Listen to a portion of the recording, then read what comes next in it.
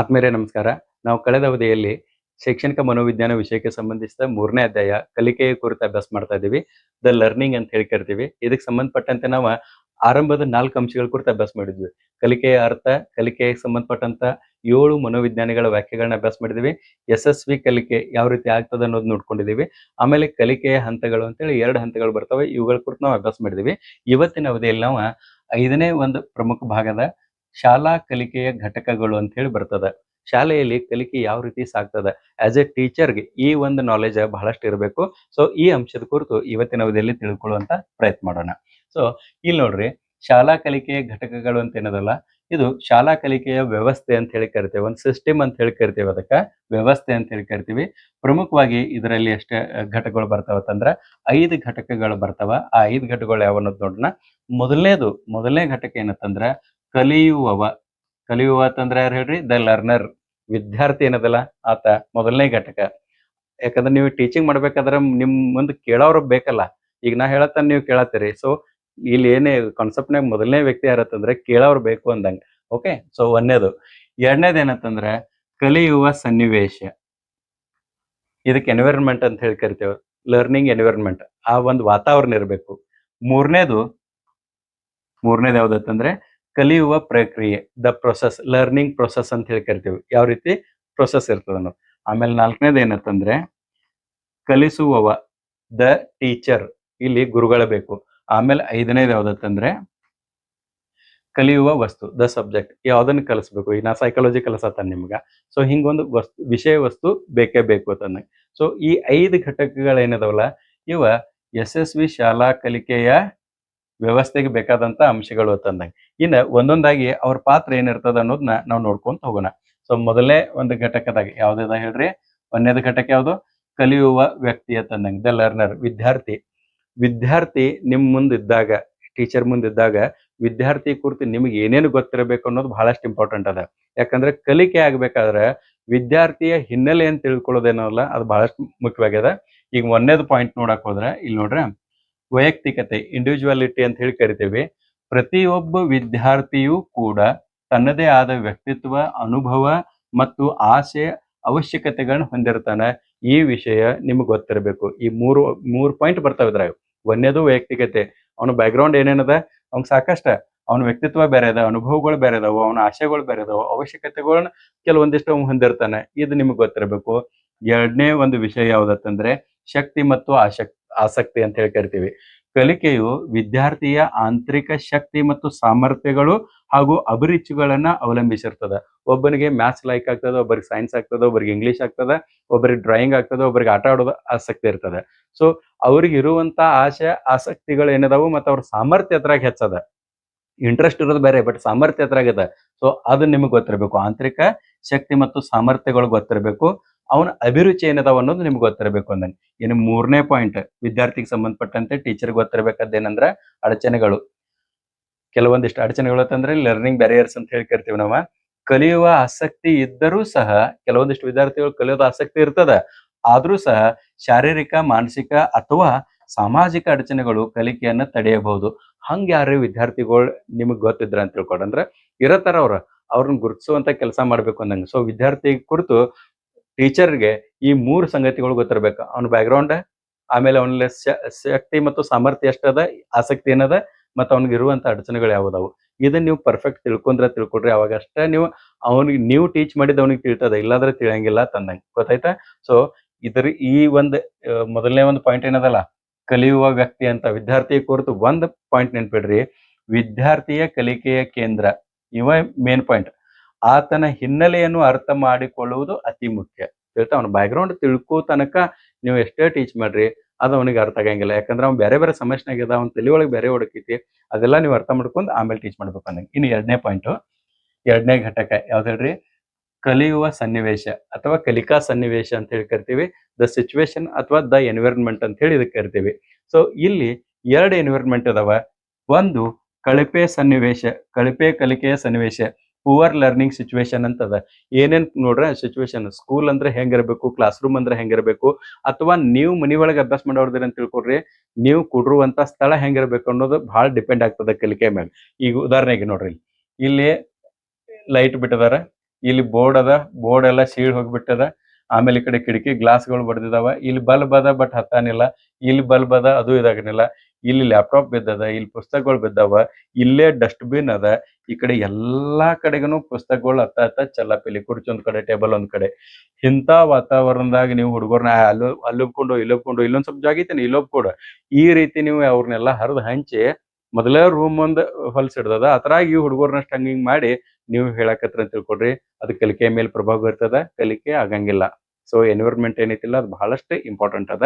So ಎರಡನೇ ವಾತಾವರಣ ನೋಡ್ರಿ, ಯಾವ್ದಂದ್ರ ಅತ್ಯುತ್ತಮ ಕಲಿಕೆಯ ಸನ್ನಿವೇಶ, ಆಪ್ಟಿಮಲ್ ಲರ್ನಿಂಗ್ ಸಿಚುವೇಶನ್. ಇಲ್ಲಿ ನೋಡಿದ ಕೂಡಲೇ ಗೊತ್ತಾಗ್ಬಿಡ್ತದ ಎಲ್ಲ ಎಲ್ಲಿ ಇರಬೇಕು, ಅಲ್ಲಿ ಪರ್ಫೆಕ್ಟ್ ಆಗ್ಯದ. ಸೊ ಇಂತಲ್ಲೇ ವಿದ್ಯಾರ್ಥಿಗಳನ್ನ ಕೂಡಿಸಿರಿ ಅಂತ ತಿಳ್ಕೊಡ್ರಿ. ಅವ್ರಿಗೆ ಆ ಕಡೆ ಈ ಕಡೆ ಲಕ್ಷ್ಯ ಹೋಗಂಗಿಲ್ಲ. ಟೀಚರ್ ಮುಂದ್ ನಿಂತ ಕೂಡಲೇ ಟೀಚರ್ ಅಷ್ಟೇ ಕಾಣ್ತಾನ, ಗೊತ್ತೈತೆ. ಸೊ ಅದಕ್ಕ ಕಲಿಕೆ ಮೇಲೆ ಅತಿ ಹೆಚ್ಚು ಪ್ರಭಾವ ಬೀರುವಂತ ಅಂಶ ಅಂದ್ರ ಯಾವ್ದು ಹೇಳ್ರಿ? ವಾತಾವರಣ. ಕಲಿಕೆಯ ವಾತಾವರಣ, ಸನ್ನಿವೇಶ ಏನದಲ್ಲ ಅದು ಬಹಳಷ್ಟು ಇಂಪಾರ್ಟೆಂಟ್ ಅದ. ಸೊ ಈ ಎರಡರ ಅನುಭವ ನಿಮಗಿರಬೇಕು. ಅಂದ್ರೆ ಅಷ್ಟೇ ನೀವು ಈ ಕಡೆ ಇದೇನಿದಲ್ಲ ಈ ಕಡೆ ನಿಮ್ ಲಕ್ಷ್ಯ ಹೋಗ್ತದ, ಈ ಕಡೆ ಹೋಗಂಗಿಲ್ಲ, ಗೊತ್ತಾಯ್ತಾ. ಇನ್ನು ಉಳಿದಂತ ಈ 3 ಅಂಶಗಳದಾವಲ್ಲ ಇವು ಬಹಳಷ್ಟು ಡೆಪ್ತ್ ಆಗ್ತಾವ. ಇವಿಷ್ಟು ಗೊತ್ತಿದ್ರೆ ಸಾಕು, ಇದ ಅರ್ಥವನ್ನ ಇವು ಕೂಡ ಸೂಚಿಸ್ತಾವ ತಂದಂಗೆ. ಇನ್ ನೆಕ್ಸ್ಟ್ ಮೂರನೇದು ಒಂದ್ ಏನದಲ್ಲ, ಕಲಿಯುವ ಪ್ರಕ್ರಿಯೆ ಅಥವಾ ಕಲಿಕಾ ಪ್ರಕ್ರಿಯೆ ಅಂತ ಹೇಳಿ ಮೂರನೇದು ಬರ್ತದ. The process, the learning process ಅಂತೇಳಿ. ಕಲಿಕೆ ಅನ್ನೋದು ಏನದಲ್ಲ ಇದೊಂದು ಸಂಕೀರ್ಣ ಪ್ರಕ್ರಿಯೆ ಅದ. ದ ಕಾಂಪ್ಲೆಕ್ಸ್ ಪ್ರೊಸೆಸ್ ಅಂತ ಹೇಳಿ ಕರಿತೇವೆ. ಅಂದ್ರೆ ಅತಿ ಕಠಿಣ ಅದ. ಯಾವಾಗ ಕಠಿಣ ಅಂತಂದ್ರ ಅರ್ಥ ಆಗದಿದ್ರೆ ಕಠಿಣ, ಅರ್ಥ ಆದ್ರ ಅತಿ ಈಜಿ ಅದ. ಸೊ ಕಲಿಕಾ ಪ್ರಕ್ರಿಯೆಯಲ್ಲಿ ಮುಖ್ಯವಾಗಿ 3 ಅಂಶಗಳ ಬರ್ತಾವ. ಅವತ್ತನ್ನ ನೀವು ನೆನ್ಪಿಟ್ಕೋಬೇಕು. ಒಂದನೇದು ಕಲಿಯುವ ವ್ಯಕ್ತಿ. ಸೊ ಇದೇಗ ನಮ್ ಮೊದಲನೇ ಪಾಯಿಂಟ್ ಬಂತಲ್ಲ, ಕಲಿಯುವ ವ್ಯಕ್ತಿ ಕುರಿತು 3 ಅಂಶಗಳು ನಿಮ್ಗೆ ಗೊತ್ತಿರ್ಬೇಕಂತ ಹೇಳಿಲ್ಲ, ಅದು ಇಲ್ಲಿ ನಿಮ್ಗೆ ಗೊತ್ತಿರ್ಬೇಕು ಅಂದಂಗ. ಇವು ಈ ಗೊತ್ತಿತ್ತು ಅಂತ ತಿಳ್ಕೊಡ್ರಿ. ಎರಡನೇದು ಸನ್ನಿವೇಶದ ಅರಿವು ಏನದಲ್ಲ ಅದು ಕೂಡ ಇರಬೇಕು ಅಂತಂದಂಗ. ಸೊ ಸನ್ನಿವೇಶದ ಅರಿವು ಇದು ಪರ್ಫೆಕ್ಟ್ ಇತ್ತು ಅಂತ ತಿಳ್ಕೊಡ್ರಿ. ಆಮೇಲೆ ನೀವು ಕಲಿಸುವಂತ ವಿಷಯ ಮೂರನೇದು ಏನದಲ್ಲ, ಈ ವಿಷಯ ನೀವು ಅದ್ರ ಮ್ಯಾಗ ಕಮಾಂಡ್ ಇದ್ರೆ ಅಂತ ತಿಳ್ಕೊಡ್ರಿ. ಈಜಿಲಿ ಏನಾಗ್ತದಂದ್ರ ಲರ್ನಿಂಗ್ ಪ್ರೊಸೆಸ್ ಆಗ್ತದ ಮತ್ತು ಅವನ ಕಲಿಕೆನೂ ಕೂಡ ಧನಾತ್ಮಕವಾಗಿ ಆಗ್ತದ ಅಂತಂದಂಗ. ಓಕೆ, ಸೊ ಇದು ಮೂರನೇ ಅಂಶ. ಇನ್ನ ನಾಲ್ಕನೇದು ನೋಡ್ರಿ, ಘಟಕ 4 ಅಂತಂದಂಗ. ಇಲ್ಲಿ ಕಲಿಸುವ ವ್ಯಕ್ತಿ ಅಥವಾ ಕಲಿಸುವ ವ್ಯಕ್ತಿ ದ ಟೀಚರ್. ಗುರುಗಳು ಏನದಾರಲ್ಲ ಇವರೆಲ್ಲಕ್ಕಿಂತನೂ ದೊಡ್ಡ ಸ್ಥಾನದಾಗಿರ್ತಾರ. ಸೊ ಇಲ್ಲಿ ಆತ 2 ರೀತಿ ಕೆಲಸ ಮಾಡ್ಬೇಕು. ಒಂದು ನಿರ್ದೇಶಕನಾಗಿ ಕೆಲಸ ಮಾಡ್ಬೇಕು, ಮತ್ತೊಬ್ಬ ಪ್ರೇರಕನಾಗಿ ಮೋಟಿವೇಟರ್ ಆಗಿ ಕೆಲಸ ಮಾಡ್ಬೇಕು ಅಂದಂಗೆ ಟೀಚರ್. ಓಕೆ, ಸೊ ಗುರುವಿನ ವ್ಯಕ್ತಿತ್ವ ಏನದಲ್ಲ ಇದು ಕಲಿಕೆಯ ಮೇಲೆ ಬಹಳಷ್ಟು ಪ್ರಭಾವ ಬೀರ್ತದ. ಶಿಕ್ಷಕನ ಹಿನ್ನೆಲೆ, ಅಪಾರ ಅವನ ಅನುಭವ, ಅವನ ಬೋಧನಾ ಸಾಮರ್ಥ್ಯ ಮತ್ತು ಅವನ ವ್ಯಕ್ತಿತ್ವ ಏನದಲ್ಲ ಇವೆಲ್ಲಾನು ಕೂಡ ಕಲಿಕೆಯಲ್ಲಿ ಪ್ರಧಾನ ಪಾತ್ರ ವಹಿಸ್ತಾವ. ಸೊ ಯಾವಾಗ್ಲೂ ವಿದ್ಯಾರ್ಥಿಗಳು ಮುಂದ್ಗಡೆ ಕುಂತಾಗ ಟೀಚರ್ ನೋಡಿಕೊಳ್ಳೆ ನಾನು ಟೀಚರ್ ಆಗ್ಬೇಕಂತ ಹೇಳಿ ಅನಿಸ್ಬೇಕು ಅವ್ರಿಗೆ. ಆ ರೀತಿ ನಿಮ್ಮ ವ್ಯಕ್ತಿತ್ವ ಇರಬೇಕು ಅಂತಂದಂಗೆ. ಓಕೆ, ಸೊ ಇದೇನದಲ್ಲ ಇವೆಲ್ಲಾನು ಟೀಚರ್ನ ವ್ಯಕ್ತಿತ್ವ ಆಯ್ತು. ಇನ್ನು ಎರಡನೇದು ಅವನ ಕೆಲಸ ಏನತ್ತಂದ್ರೆ ಟೀಚರ್ ಈ ರೀತಿ ಅಂತ ಅವ್ನಿಗೆ ಇರ್ಬೇಕು, ಅಷ್ಟೆಲ್ಲ ಜ್ಞಾನವನ್ನು ಹೊಂದಿರ್ಬೇಕು. ಇನ್ ಮುಂದೆ ನಿರ್ದೇಶನದ ಮಹತ್ವ ಅಂದ್ರೆ ಇಂಪಾರ್ಟೆನ್ಸ್ ಆಫ್ ಗೈಡೆನ್ಸ್. ವಿದ್ಯಾರ್ಥಿ ಶಾಲೆಯ ಒಳಗೆ ಅಥವಾ ಹೊರಗೆ ಕಲಿಯುವ ಎಲ್ಲದಕ್ಕೂ ಕೂಡ ಶಿಕ್ಷಕರೇ ನೇರ ಕಾರಣವಲ್ಲದಿದ್ದರು. ಅಂದ್ರೆ ಇಲ್ಲಿ ಕೆಲವೊಂದಿಷ್ಟು ಸ್ಕೂಲ್ ಒಳಗೆ ಏನ್ ಕಲಿತಾರೋ ಅದಕ್ಕೆಲ್ಲ ಶಿಕ್ಷಕರ ಕಾರಣ ಇರ್ತಾರೆ. ಹೊರಗಡೆ ಏನೇನು ವಿದ್ಯಾರ್ಥಿ ಕಲಿತಾ ಅದಕ್ಕೆ ಶಿಕ್ಷಕರ ಕಾರಣ ಇಲ್ಲದೇ ಇರಬಹುದು. ಆದ್ರೂ ಕೂಡ ಆ ಕಲಿಕೆಗೆ ಸರಿಯಾದ ದಿಕ್ಕು ತೋರಿಸುವ ನಿರ್ದೇಶನದಲ್ಲಿ ಶಿಕ್ಷಕನ ಪಾತ್ರ ಅತ್ಯಂತ ಮಹತ್ವದಾಗಿದೆ. ಅಂದ್ರ ನೀವು 10th ತನಕ ಟೀಚಿಂಗ್ ಮಾಡ್ತೀರಿ ಅಥವಾ 7th ತನಕ ಟೀಚಿಂಗ್ ಮಾಡ್ತೀರಿ ಅಂತಂದ್ರ ನೀವು 7th ಮುಗಿದ್ಕೂಡ್ಲೆ 8th ನೀವು ಸಂಬಂಧ ಇಲ್ಲ ಅಂತಲ್ಲ, ಅಥವಾ 10th ಮುಗಿದ್ಕೂಡ್ಲೆ ಏನು ಕಾಲೇಜ್ಗೆ ಹೋದ ನಾವಂತೂ ಸ್ಕೂಲ್ ಟೀಚರ್ಸ್ ಇದೀವಿ, ಕಾಲೇಜ್ದವ್ರು ಏನಾರ ಮಾಡ್ಕೋರ ಅಂತಲ್ಲ. ವಿದ್ಯಾರ್ಥಿಗೆ ಅವ್ನ ಮುಂದಿನ ಲೈಫ್ದಾಗೂ ಕೂಡ ಗೈಡೆನ್ಸ್ ಮಾಡುವಂಗೆ ನೀವು ಇರ್ಬೇಕು. ಸರ್ ನಾವು ಹೈಸ್ಕೂಲ್ ಟೀಚರ್ ಹೆಂಗ್ ಮಾಡೋದು, ಅದಕ್ಕೆ ಹೇಳಿಲ್ಲ ಅಪಾರ ಜ್ಞಾನ ನಿಮ್ಮ ವ್ಯಕ್ತಿತ್ವ ಇತ್ತು ಅಂತ ತಿಳ್ಕೊಟ್ರೆ ಅವಾಗಷ್ಟೇ ನೀವು ಪರ್ಫೆಕ್ಟ್ ಟೀಚರ್ ಅಂತಂದಂಗೆ. ಸೊ ಅವ್ನಿಗೆ ಸರಿ ದಾರಿ, ಲೈಫ್ದ ದಾರಿ ಏನದಲ್ಲ ಅದನ್ನ ತೋರಿಸುವಂತ ಸಾಮರ್ಥ್ಯ ನಿಮ್ಮಲ್ಲೇ ಇರಬೇಕು ಅಂತಂದಂಗೆ. ಗೊತ್ತಾಯ್ತಾ. ಸೊ ಶಿಕ್ಷಕನ ಪ್ರಭಾವ ಅತ್ಯಂತ ಮುಖ್ಯವಾದದ್ದು ಅಂದಂಗೆ. ಇನ್ನ ಕೊನೆಯದ ಐದನೇದು ಯಾವ್ದತ್ತಂದ್ರೆ ಐದನೇದು ಯಾವ್ದತ್ತಂದ್ರ ಕಲಿಯುವ ವಸ್ತು. ಸಬ್ಜೆಕ್ಟ್ ಏನದಲ್ಲ ಇದು ಬಹಳಷ್ಟು ಮ್ಯಾಟರ್ ಆಗ್ತದೆ. ಸಬ್ಜೆಕ್ಟ್ ಮ್ಯಾಟರ್ ಏನಿಲ್ಲ ಇದು ಬಹಳಷ್ಟು ಇಂಪಾರ್ಟೆಂಟ್ ಅದ. ಯಾಕಂದ್ರೆ ವಿಷಯ ಸಂಕೀರ್ಣತೆಯಿಂದ ಕೂಡಿರ್ತದೆ. ಯಾವುದೇ ವಿಷಯ ಇರಲಿ ಅದು ನೀವು ಹೆಚ್ಚಂಗಿರ್ತದೆ. ಮ್ಯಾಥ್ಸ್ ಭಾಳ ಟಫ್ ಇರ್ತದೆ, ಉಳ್ದಿದ್ದು ಇರಂಗಿಲ್ಲ. ಸೈನ್ಸ್ ಭಾಳ ಟಫ್ ಇರ್ತದೆ, ಅವ್ರವ್ರ ಸಬ್ಜೆಕ್ಟ್ ಅವ್ರು ಹಂಗ ಅಂತಿರ್ತಾರೆ. ಆದ್ರೆ ಎಲ್ಲಾ ಸಬ್ಜೆಕ್ಟ್ಗಳು ಕೂಡ ಮೊದಲ ಬಾರಿ ಕಲಿಯುವಂತ ವಿದ್ಯಾರ್ಥಿಗೆ ಟಫ್ ಇರ್ತದ, ಸಂಕೀರ್ಣತೆಯಿಂದನೇ ಕೂಡಿರ್ತದ. ಅದನ್ನ ಸಂಕೀರ್ಣತೆ ಇರ್ತದಲ್ಲ ಅದನ್ನ ಸರಳವಾಗಿ ಮಾಡುವಂತ ಕೆಲಸ ಟೀಚರ್ದು ಇರ್ತದ. ಓಕೆ, ಸೊ ಇಲ್ಲಿ ಏನ್ ನಿಮ್ ಸಬ್ಜೆಕ್ಟ್ ಇರ್ತದಲ್ಲ ಇದನ್ನ ಈಜಿ ಮಾಡ್ಬೇಕಾದ್ರೆ ನೀವ್ ಏನ್ ಮಾಡ್ಬೇಕಂದ್ರೆ ಕ್ರಮದ ನಿರ್ಧಾರಕವನ್ನ ಮಾಡಬೇಕು ಅಂತಂದಂಗೆ. ಕ್ರಮದ ನಿರ್ಧಾರಕ ಅಂತಂದ್ರೆ ಏನ್ ಹೇಳ್ರಿ, ನೀವು ಟೀಚಿಂಗ್ ಮೆಥಡಾಲಜಿ ಯಾವ್ದು ಯೂಸ್ ಮಾಡ್ತೀರಿ ಅನ್ನೋದು ಬಹಳ ಇಂಪಾರ್ಟೆಂಟ್. ಈಗ ನಿಮ್ದು ವಿಷಯ ಮ್ಯಾಥ್ಸ್ ಐತಿ, ಸೈನ್ಸ್ ಐತಿ, ಇಂಗ್ಲಿಷ್ ಐತಿ, ಯಾವ್ದು ಬೇಕಾದಿರ್ಲಿ, ನೀವು ಆ ಒಂದು ಸಬ್ಜೆಕ್ಟ್ಗೆ ನೀವು ಯಾವ ರೀತಿ ಟೀಚಿಂಗ್ ಮೆಥಡ್ ಯೂಸ್ ಮಾಡ್ಕೋಬೇಕು ಅನ್ನೋದು ಸ್ಕಿಲ್ ನಿಮ್ಮಲ್ಲಿ ಇರಬೇಕು. ಉಪನ್ಯಾಸ ಮಾದರಿ ಯೂಸ್ ಮಾಡಬೇಕು, ಚಟುವಟಿಕೆ ಆಧಾರಿತ ಮಾದರಿ ಇದು ಕಲಿಕಾ ಒಂದು ಬೋಧನಾ ಪದ್ಧತಿ ಯೂಸ್ ಮಾಡಬೇಕು, ಅಥವಾ ಚರ್ಚಾ ಪದ್ಧತಿ ಯೂಸ್ ಮಾಡಬೇಕು, ಅಥವಾ ಇನ್ನಿತರ ಯಾವುದೇ ಮೆಥಡ್ಸ್ ಇರ್ತಾವಲ್ಲ ಟೀಚಿಂಗ್ ಮೆಥಡ್ಸ್, ಯಾವ್ದು ಯೂಸ್ ಮಾಡ್ರೆ ಅವ್ನಿಗೆ ಈಜಿ ಆಗ್ತದ ಅನ್ನೋದ್ರ ನಾಲೆಜ್ ನಿಮ್ಗೆ ಇರಬೇಕು. ನಿಮ್ಮ ಸಬ್ಜೆಕ್ಟ್ಗೆ ಯಾವ ಮೆಥಡ್ ಈಜಿ ಆಗ್ತದಲ್ಲ, ಪ್ರತಿ ಟಾಪಿಕ್ಕು ಚೇಂಜ್ ಆಗ್ತಾವ, ಅದು ನಿಮಗೆ ಸ್ಕಿಲ್ ಗೊತ್ತಿರಬೇಕು. ನಾವು ಏನನ್ನು ಕಲಿಯುತ್ತಿದ್ದೇವೆ ಎಂಬ ವಸ್ತುವು ಅದನ್ನು ಹೇಗೆ ಕಲಿಸಬೇಕು ಎಂಬುದನ್ನ ತಿಳಿಸೋದೇನದಲ್ಲ, ಅದಕ್ಕೆ ನಾವು ಮೆಥಡಾಲಜಿ ಅಂತ ಹೇಳಿ ಕರಿತೇವೆ. ಆಯ್ತಾ? ಬೋಧನಾ ವಿಧಾನ ಅದನ್ನ ನೀವು ಮಾಡ್ಕೊಳ್ಬೇಕು ಅಂದಂಗೆ. ಇದನ್ನ ನೀವು ಮಾಡ್ಕೊಂಡ್ರೆ ತಿಳ್ಕೊಳ್ರಿ, ಅವಾಗ ಅವ್ನಿಗೆ ಏನಾಗ್ತದಂದ್ರೆ ಮುಂದೆ ಈಜಿ ಆಗ್ತದ.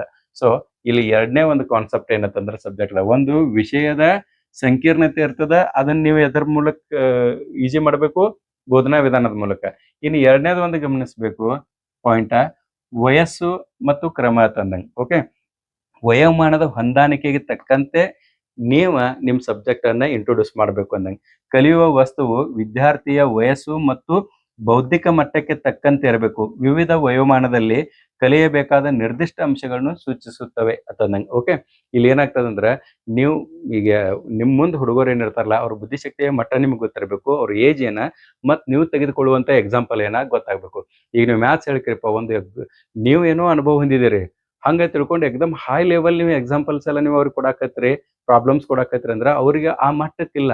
ಅದಕ್ಕೆ ನೀವು ಅವ್ರ ಮಟ್ಟ, ಅವ್ರ ಏಜ್, ಅವ್ರ ಬೌದ್ಧಿಕ ಮಟ್ಟ ಎಷ್ಟದಲ್ಲ ಅದನ್ನ ತಿಳ್ಕೊಂಡ ಆಮೇಲೆ ನೀವು ಗೈಡೆನ್ಸ್ ಮಾಡಬೇಕು. ಅವಾಗಷ್ಟೇ ಅವ್ರಿಗೆ ತಿಳಿತೈತೆ ಅಂದಂಗೆ. ಗೊತ್ತಾಯ್ತಲ್ಲ?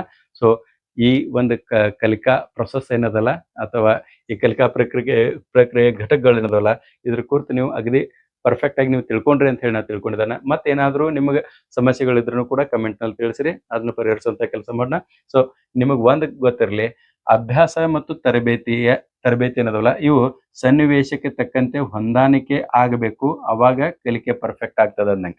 ಮತ್ತೆ ಯಾವಾಗಲೂ ಕಲಿಕೆ ಅಲ್ಲ ಯಾವ್ದು ಅನ್ನೋದು ಹೇಳಿದನಲ್ಲ, ಪರಿಪಕ್ವನ, ಆಯಾಸ, ಔಷಧಿ ಇವೆಲ್ಲನೂ ಕೂಡ ಕಲಿಕೆ ಅಲ್ಲ. ಇದೊಂದು ರಿವ್ಯೂ ಅಂತ ಹೇಳಿ ನಿಮ್ಗೆ ಈ ಪಾಯಿಂಟ್ಸ್ ಅನ್ನು ಹೇಳಿದಾನ. ಸೊ ಮುಂದಿನ ಅವಧಿಯಲ್ಲಿ ಇದ್ರ ಮುಂದುವರೆದ ಭಾಗವನ್ನು ಕುರಿತು ಅಭ್ಯಾಸ ಮಾಡೋಣ. ನನ್ನ ಅವಧಿಯಲ್ಲಿ ಕಲಿಕೆಯ ಲಕ್ಷಣಗಳ ಕುರಿತು ನಾವು ಅಭ್ಯಾಸ ಮಾಡೋಣ. ಅಲ್ಲಿವರೆಗೂ ನಮಸ್ಕಾರ.